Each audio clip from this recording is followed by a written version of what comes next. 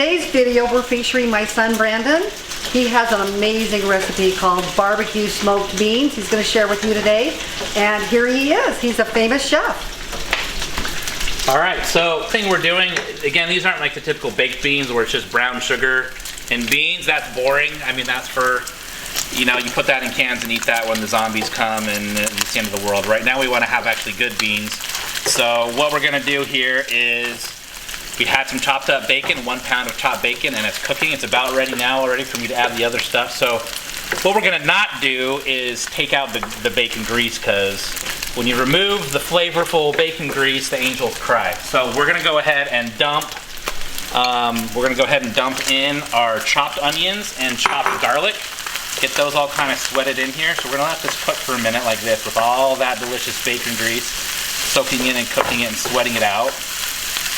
So that's going right here. The other thing we're going to add in a minute here, this is going, is we're going to be using dry mustard, and you can use fresh ginger. I hardly ever have fresh ginger, so I'm just using the powdered ginger, but we're going to add that in here to sweat out as well with these. So I'm dumping the dry mustard and ginger in there. Soak up some of that grease. It really flavors the fat in here, so it's kind of got a spice and a zing to it. So got that here. While that's going, I'm also going to dump in some peppers.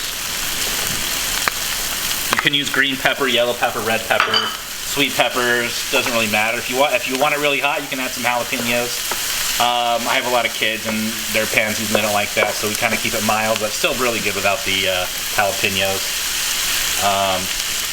So while this is cooking here, I'm going to show you the beans. So you can pretty much use black beans, pinto beans, white beans, kind of any beans you want. We usually get 5 cans worth of beans. It doesn't really matter.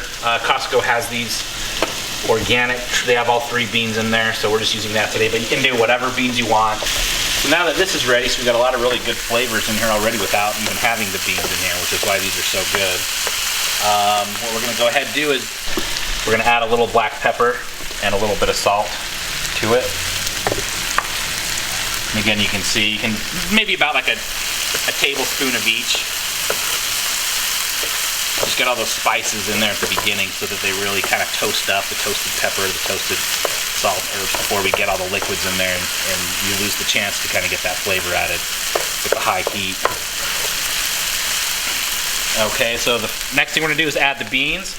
So what I like to do is, this is going to be kind of soupy and it's going to cook for a long time. So I usually like to drain the beans out of the liquid out of most of the cans. So we're going to go ahead and put in just the straight beans like this. Now I usually do like 1 can with the liquid, because we like there's a lot of flavor in the liquid in the beans, but we don't want it to be too soupy. So 1 or 2 cans you can leave the liquid in, but the rest of them I drain it out so that it's not too soupy. I'm going to turn this down to like medium at this point. And these other 2 cans.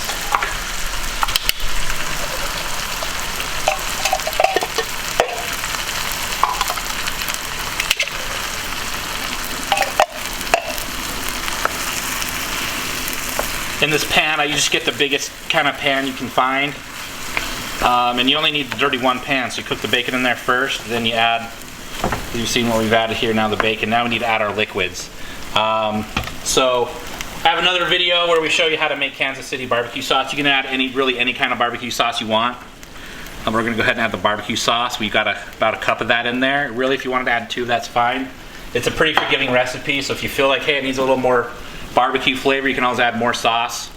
We're going to add the brown sugar, because it's really good when it's sweet, as well as the molasses.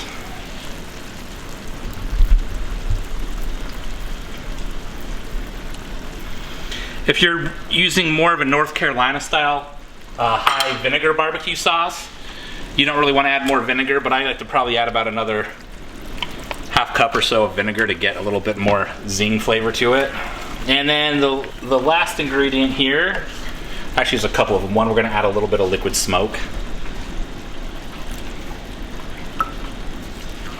And I need soda. So I usually like to do, you can do beer, you can do Coke. I usually like to do Coke. This is Dr. Pepper because that's all I have, but really, either way it's cool. Whatever you want to do there. And so Now we've got this kind of soupy mixture. It looks kind of runny right now, but once it gets cooked a lot more, a lot of the liquid's gonna boil down and all the flavors will melt together. So the water will evaporate out and we'll be left with kind of a good, sticky, sweet sauce. So what we're gonna do here is, usually what I like to do is if I'm doing some barbecue with some ribs or whatever and it's going onto the smoker or the barbecue, is once this is cooked for about an hour on about medium, what I'm gonna do is put it in an aluminum square foil disposable pan and just stick it on the, and you can keep it on there at low if you're cooking at 250, 225 degrees.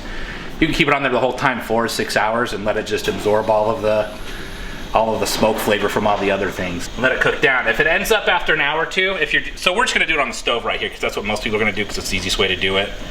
I'm just gonna put it down to medium and let it cook. We'll come mix it up, stir it up in a little bit, and we'll let you see what it looks like at the end, but that's a few hours from now. So the other thing you can do is if it's a little too runny, after a couple hours and it's not going down, you can kind of, I usually put the lid on like that with a little room to escape so that the liquid can kind of make it cook a little more if it's not cooking right. But it's kind of hit or miss. You just try it and see if the beans are a little not soft enough, then it just needs more time to cook. But so this is usually something you'll do like at the beginning of the day or whatever, and if it gets done, you can turn the heat off and then just put it back on the stove and reheat it later. But that's really all you need to do. You just throw all those ingredients in there and just let it cook for a while. So we've had these beans cooking just on the stove, and I've pretty much had the lid like that the whole time, just on low. I just barely turn it off because they're just done. So you can see just all that time sitting on here, a lot of the colors and flavors of caramelized melted in, a lot of the extra liquid has evaporated away. Now we just have a thick, really great tasting bean, smoked barbecue bean. That's not just beans, it's got a whole bunch of other good stuff in there, really good. And that's how you make that, super simple. Thanks for watching.